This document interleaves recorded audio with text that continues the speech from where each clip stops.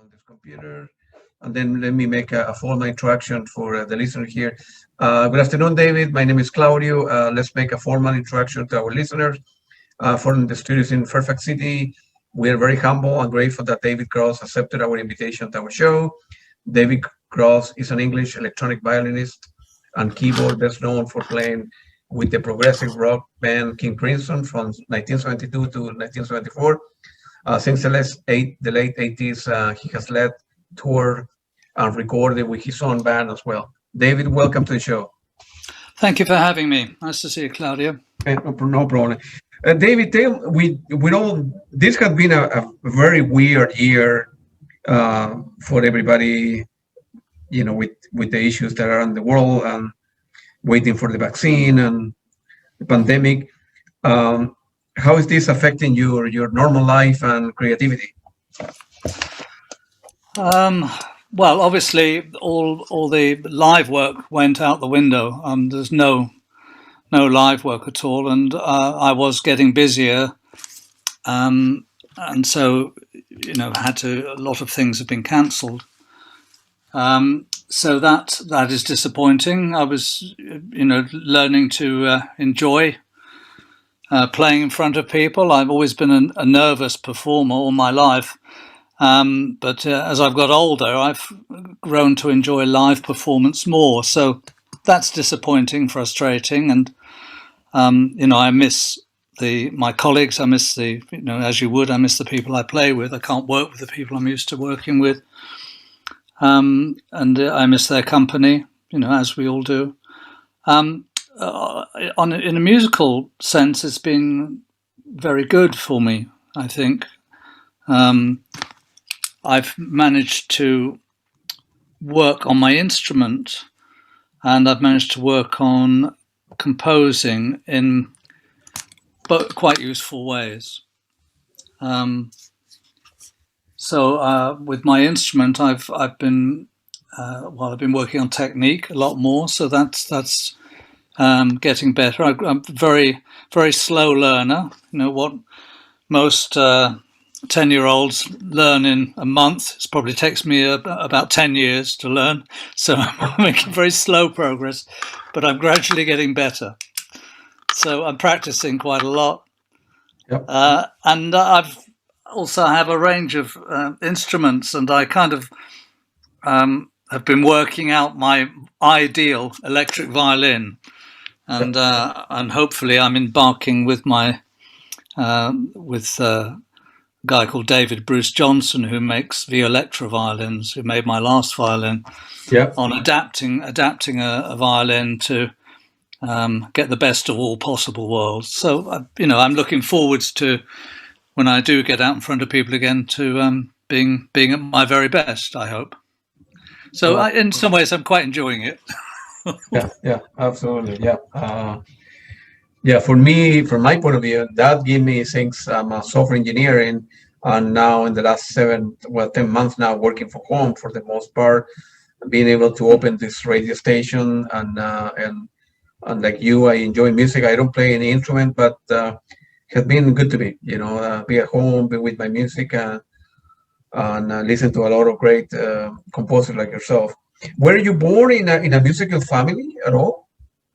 Yeah, my father was a musician. He was a semi-pro musician. He had a day job to bring money in to keep us all alive and well, and then he would play in the evenings and at weekends. So he was a piano player, and an organist. So he used to play church organ. He used to play in church on Sundays. And on Saturdays, he'd play weddings, occasional funerals. And then in the evenings, he'd play in dance bands. He was a pianist in dance bands. And he even played, when I was quite young, he played cinema organ for, on Saturday mornings, there were children's films in the cinema, and he would play the organ to have a sing-song of all the kids singing together. In these big theatres, 3,000 kids all singing these songs with him playing the organ. And I used to go down and sit next to him on the organ. It was wonderful experience. My first experience of playing big venues. Yeah, Very exciting. absolutely. So yeah, he was musical. He was a very good improviser. Actually, I got my love of improvisation really from him. It's a tradition in the church that the organist will play, make up music while the choir and the clergy are coming into the church, and while there's movement around the church. So he was used to improvising, and then he played in dance bands and would play quite a lot of jazz, and he could improvise that. So I grew up with improvisation being a very natural part of what music was. So I got a lot from him. Yeah, fantastic.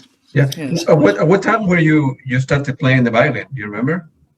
Well, I always thought it was when I was about 7, but my mother, before she died, corrected me. She said I was 9 when I started. So I was quite late, compared with people who, really good violin players tend to start very young. But I started quite late, and You're very good. well, I don't know about that. I'm getting better, slowly getting better. You're very humble, and I have interviewed several people from the UK, and this is a completely different mentality. The UK in general for example, I interview folks from Genesis, right? Anthony Phillips, Steve Hackett, so on. And they're always British people are, very, very humble in general, a very different mentality than Americans here in the United States.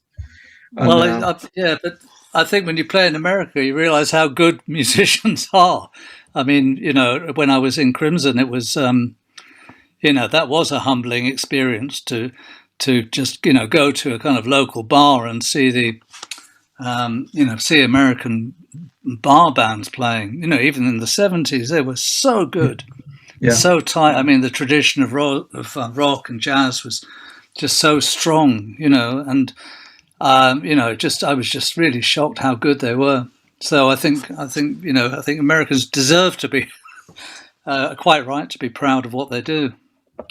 Yeah, but now you mentioned the 70s. I mean, if you look back, in my opinion, right, it's the best in the music that I like, right?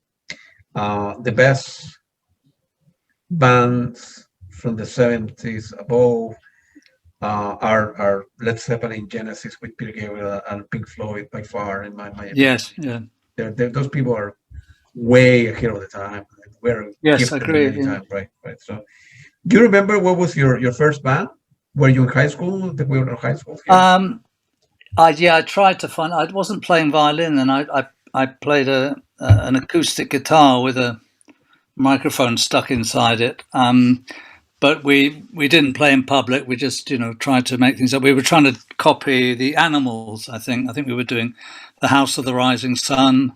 Yep. And I don't know what else we did. I just remember that we probably only had one tune, and we kept practicing that one. So then that was when I was at school. So it wasn't when I got to college. I went to study music and drama at an education college where you learn to be a teacher. And there I started playing much more. I played in folk bands and I played in jazz bands there. And that's when I started really performing in public with bands. And that was a great experience. Yeah. Thank you. And I left. I became professional after I left there. So 3 years later, I went on the road with a band from that area. I was in Exeter, and about 200 miles west of London. So that was how many years before that you joined? You ended up joining. That was 1970. I came to London with a band in 1970. We had an audition with a management company in London. So we all got into an ambulance, which was our group van, an ex-ambulance. And we drove to London, and that's how I started working full time in music. I got you. Well, how you end up joining King Crimson in '72? How did it happen? Yeah. That's right. No, how did you end up joining King Crimson? Oh, how? Oh, Yeah. right. Well, I was with another band, and we were rehearsing. We were looking for a record deal, and we approached a number of companies, but one of them was EG Management, who are the company that managed King Crimson and had their own record label at the time. So we asked them to come down and see us. They did come down and see us. They brought Robert Fripp down with them to listen, and they went away. They didn't sign us, and that was that. Really, then Robert later got hold of me and was interested in doing a. You okay? Was interested in doing an album of Indian, a kind of Indian type improvised album. Yep. Based on drones and tabla, and there was a percussionist called Jamie Muir that he wanted to work with. So we got together and we had a session at Jamie's house in London, in Highbury, and we tried out some music for that, which was good. It was great. And we were going to go ahead with that. And then before we stepped into a studio to do anything about that, Robert came up with the possibility of doing something with the three of us and John WETTON possibly, and Bill was another possibility, Bill Bruford. So we then had a session with all of us. Actually, John couldn't make it, but with the rest of us. And that proved successful. So that became a new King Crimson. Yeah. So we never did make the album with Jamie and me and Robert. So that was between 72 and 74. Were you guys touring that a lot? It was stressful and. Was I touring with King Crimson? Yeah. Well, we started off with a long period of rehearsal, which was really good. Yeah. But then, we toured heavily after that. Yeah, we toured the UK first of all, and then we recorded, and we did a few gigs in Germany, and we then after that we recorded Larks Tongues In Apsic album in London. Yeah. And then we started touring again, and we toured a lot after that. Did about five tours of America and some tours of Europe, etc. It was stressful. I mean, playing, but in terms of those big names that you mentioned, it was kind of different personalities, and it's I suppose that it's not that easy. No, the people were great. They were fine. Yeah. They were great to work with. No, that wasn't stressful at all. No, I mean, I found performing quite stressful, but I always have, because I'd always been quite, had stage fright, being nervous of playing in front of people. It's a kind of love-hate relationship, really. And it's not a love-hate relationship. That's the wrong message. That's what Robert feels, I think, sometimes. It's a kind of love-fear relationship, really. Where I was very nervous and quite frightened of being in front of the audience, but then I also loved it at the same time. So,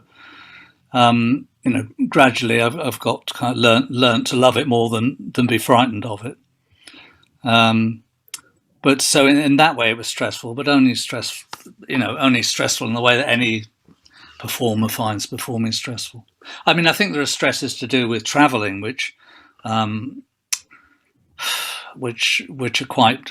quite hard as well. But I have less trouble with that now, so I don't know whether maybe it was just because it was all new to me. It was probably that as much as anything. I mean, I'd never been to America before. I mean, I had travelled in Europe a little bit before. So, it was all new. Yeah. It was quite, I think I made it more stressful than it needed to be. I mean, I kind of bought into the kind of rock and roll kind of lifestyle, certainly to do with drinking. I would drink a lot, and of course that makes waking up with a hangover every morning makes everything much worse. So that was my own fault really, and I think that didn't help, because that made me even more nervous. I mean, the thing I'd learned to do before Crimson was that I'd learned never to drink before performing. At least no more than a sip of a beer or something. I'd never drink before playing, and I've always managed to stick to that. So that's been good. So that was never a problem, but it was just anxiety really caused by drinking too much, not getting enough sleep, all the things that you gradually realize you have to do as you get older. And then when you go on tour, right? You go to one city, and then you go to hotel at 11 o'clock or so, and then you need to fall asleep, and then in the morning catch another flight or a bus, and then play the next morning, and so on. Yeah, 11 o'clock's an early night. I tell you, we never had that. Or 1 o'clock in the morning. Well, you fall asleep, right? The gig, like 4 o'clock in the morning, get up at 6. Oh my God, man! Those are the kind of things that. And then you need. Even now that happens because you can't always get flights, that you want to get. Anyway, so lack of sleep is even when you're living as healthily as I do these days. Yeah. It's still difficult. Yeah. Yeah. And then what happened in '74? What did you end up leaving King Crimson? Was like your decision, mutual decision? You wanted to do things on your own? By that time, I mean, this was 2 years later, so I was fed up with touring by then. Yeah. When I started, it was kind of stressful, but it was new. But it was going on and on and on, and I wasn't enjoying it anymore. Part of it was to do with playing, in that I found it. I wasn't really holding my own properly. I wasn't playing as well as I wanted to. I could do some things well. I'd always managed to play, a few kinds of things well. I could do, some of the acoustic things to do. I could do good long lines, sort of duets with Robert well. But my soloing wasn't very good. My ability to hold a solo, I could do some sort of more extreme solos, more avant-garde things, but I didn't really have the understanding to develop solos in a way that I wanted to. I had a good kind of instinct for it and a good kind of understanding of how you tell a story through music. Yeah. But I didn't have enough technical knowledge at that stage about music to make it really, really work. I wasn't happy with it, and the sound was also very difficult. Always on stage, it was always loud on stage.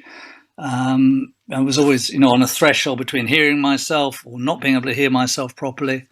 So that was causing, problems with it was making it harder for me to play in tune. It was making it harder for me to play properly at all. So that was difficult, and the endless touring meant I never really got it sorted out. And actually, the technology wasn't as good as it could have been at that time. But there were great players, great violinists around. Jean-Luc Ponty and David Laflamme, and wonderful players around who were doing it. So it's a bad workman that blames his tools. So obviously it was me that was wrong, not the instrument. So I was frustrated that that I hadn't sorted that out, and I wasn't really playing, I thought, as well as I could. So I wanted to stop. Basically, I wanted to stop touring, and but I wanted to carry on recording. But I talked to the management company about that. They'd already talked to the band about it, and they weren't interested in that. I said, that I was interested in carrying on doing recording, but I didn't want to keep touring like that. And it was basically a kind of in or out situation. So it was out. So I had to stop really.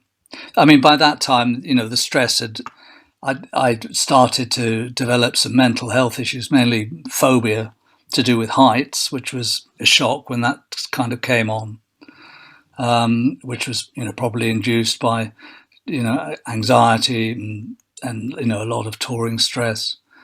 And so, you know, that was I wanted to kind of find a breath to kind of deal with that as well. I became quite frightened of heights, and you know, I knew things were wrong there. I had to sort out. So that was why I went. And the day that happened, I did feel an enormous sense of relief.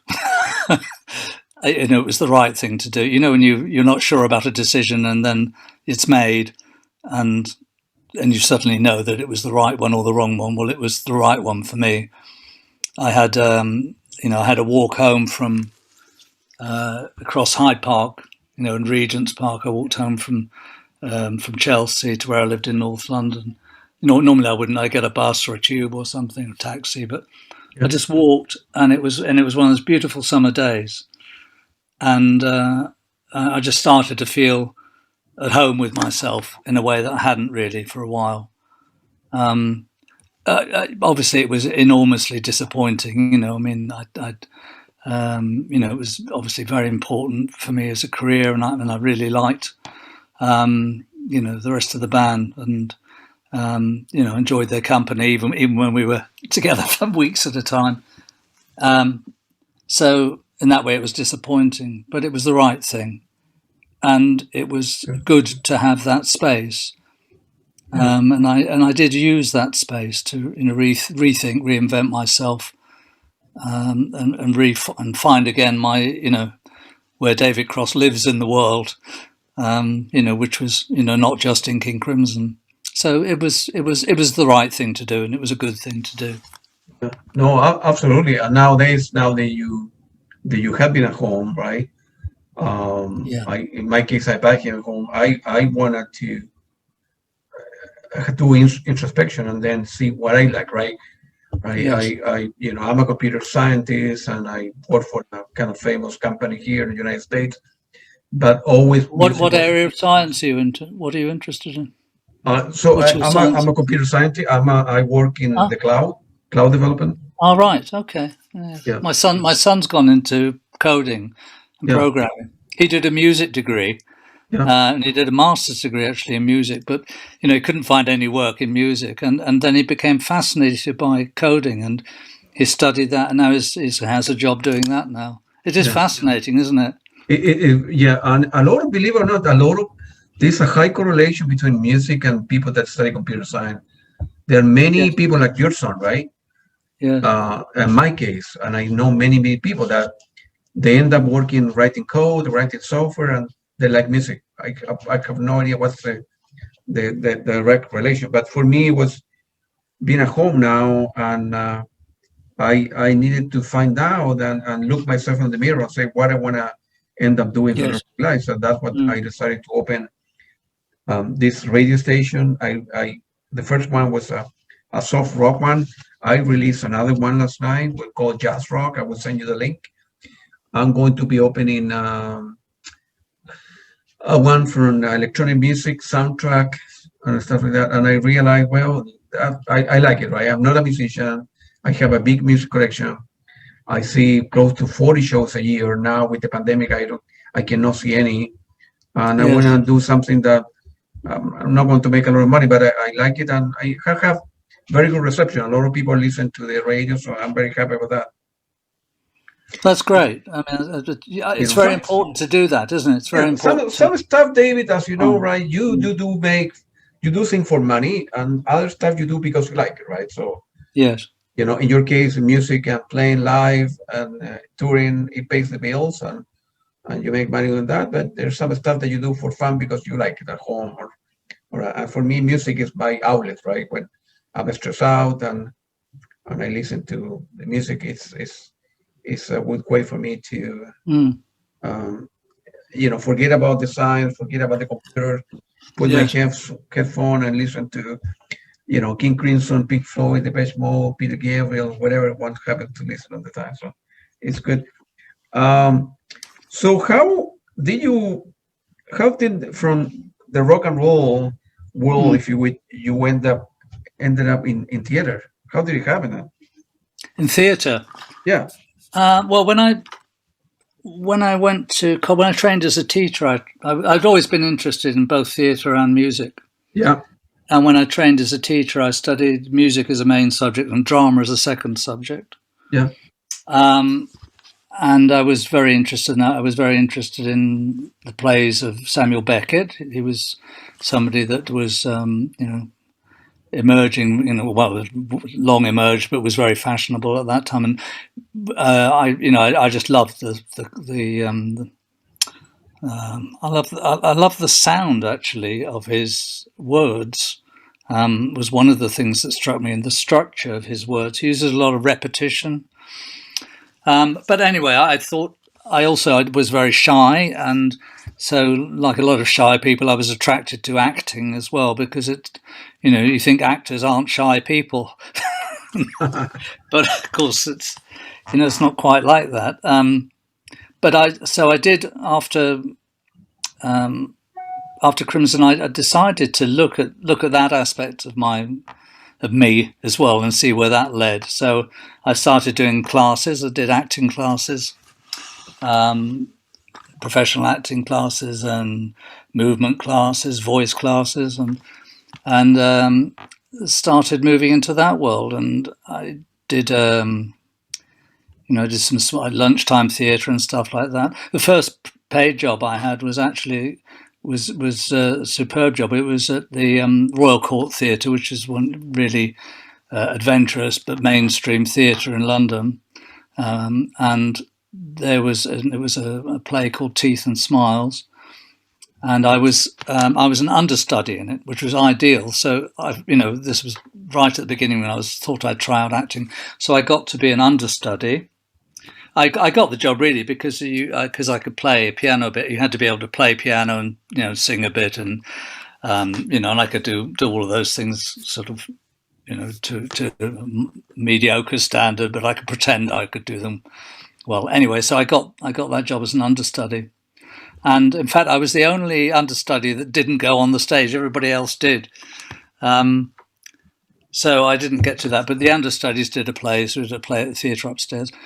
And, gradually I sort of started to develop some skill, and I did a few plays. I did a year in children's theatre. I joined a children's theatre company, and that was fantastic, because that was really working at being an actor. It was, you drive in a van, you go to a school, you get out, do a play, go drive to another school, do a play, go to a community centre in the evening. It was really hard work, and we did it all over the UK.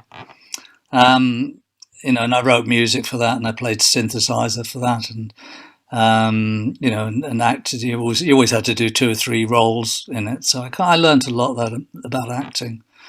And somewhere along the way, I started to realise that actually to be good at it, it was as difficult as being a musician. All right, I kind of had this idea that acting was really just play, and didn't involve skill, as much skill as all the studies you have to do to be a musician. But I began to realise that the people who were good at it were immensely skilled, and that I didn't have that skill. But so I just started to look at music again. But having made that journey into theatre, I kind of returned to music with a rather, I think, a better attitude, and a kind of warmer attitude, really. It was less. I'd lost the thing that I think one of the things that why I had the background of kind of being so nervous on stage when I started, when I was in Crimson, was all to do really with how you were kind of taught to play an instrument, which is you have to do exams, and you learn to play and you do exams, or you have to perform in competitions in front of people. And there's this really competitive element to the whole thing. And I knew what I was interested in wasn't to do with that, but that still kind of was hanging around at the edges. And I think I managed by exploring myself as an actor, I think I started to realise that it wasn't anything about that. The only thing that was important was your communication with the audience. And so I started to, that made me more comfortable being on stage as a musician. And from that point on, I was happy to do anything that came along. Really, I did music and I did acting if it came along. And then I got a mortgage, and then suddenly didn't have any acting work at all, or musical work, and so then I started doing teaching, which is what I'd been trained to do in the first place. And teaching was immensely exciting as well. So I've kind of kept doing whatever came along, really. So I've enjoyed a career of teaching, every now and again a little bit of acting, and making music a lot, and gradually getting better at. I think at least playing the violin, I gradually got better at. But now that you cannot tour, right, for the pandemic, are you kind of teaching kids? Are you at home or online kind of program? I'm not doing anything. And no, I stopped. My teaching took me into. I ended up working in a university teaching, training music teachers. Oh, gotcha. But that stopped. I retired from that, and then I started making more music again. But that's closed down with the lockdown now. So no, I'm not teaching now. I'm just writing and stuff at home now. Gotcha. Trying to get better. I was last night when I began preparing the interview, I listened to Starless again. Yes. Your version with your band, the one with King Crimson, and many others that are out there in YouTube. And oh my God, what a wonderful piece, man! It's one of the Starless. I think is gotta be in the top maybe 100 best song ever written in the history of the universe, I think. Yes, it is. I think it's an extraordinary song as well, and it's haunted me in a positive sense all my life. It's lovely, and I'm so proud to be associated with it. I thought I'd kind of worked it out of my system when I produced this album, the Starless Starlight album, which is all based on the first opening tune of Starless. Yep. But it's still there. When I play it, I get shivers down my spine. I still am so excited to hear it. I still love the words that Richard Palmer James wrote. And I'm very lucky to be in a band now with Ginny and Wild, who just sings it beautifully. In fact, we actually are going to, because we haven't released a studio version with Gin singing it, so we're working on an album now, finishing an album now, which has Ginny and singing it. And I was just, as you rang up, I was just trying to remember what on earth I played on the keyboard while the verse was going on. I couldn't remember at all. It's gone out of my head. I'm just looking at the chords thinking, how do I get a part out of that? I just forgotten. But, I never thought I would be still, after all these years, and I thought I'd left this long behind, but it just won't lie down, this song. Keeps coming up again. Last night I was listening to the King Crimson version and with Tony Levin and so forth and recent stuff, and it's unbelievable. I mean, each is a great composition, but each person, each musician, right? Not just Robert Fripp or Tony Levin. Each give them their own way to play, right? Extend the guitar portion, then Tony Levin start, then there's a keyboard player do a couple minutes, and then Robert Fripp appear again, and it's unbelievable. It's so beautiful, man. Yes, I don't know why it works so well like that. It somehow manages to allow space for everybody to just be, to just be themselves. It's absolutely fantastic, man. And Tony is so, such an amazing player as well. He's so cool, actually. Tony Levin, I had the opportunity not with King Crimson, but he played with his own brother as well. They do a band. Yes, that's right. He's a very decent guy. I really like Tony. It's a matter of fact, I emailed him when was it, a couple of days ago, to see if I can bring him to the radio as well. He's a very good guy too. I really like him. Yeah, I did a tour of South America with Stickman in 2018. Yeah. And so that was with him all the time, and he was, he's a fascinating person to be around. I was born in Chile. Were you in Chile at all? Chile, yeah. I know you guys were Santiago. in Buenos Aires. Santiago.